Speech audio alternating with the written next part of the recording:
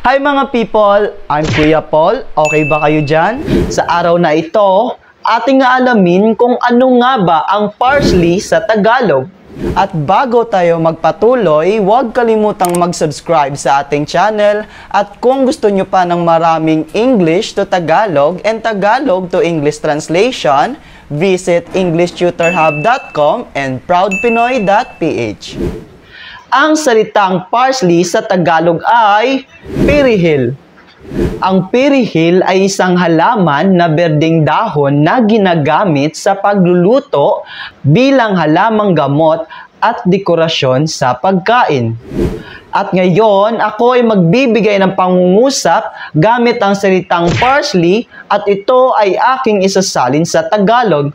Okay ba yon mga people? Ay, okay! On the dish I served to my friends, I used parsley as a garnish.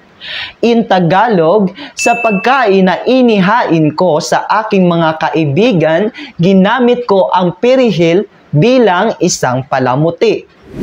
At ngayon, alam mo na ang salitang parsley sa Tagalog. At kung gusto mo pang araw-araw ay may matutunan kang English to Tagalog in Tagalog to English translation, mag-subscribe sa ating channel para lagi kang updated.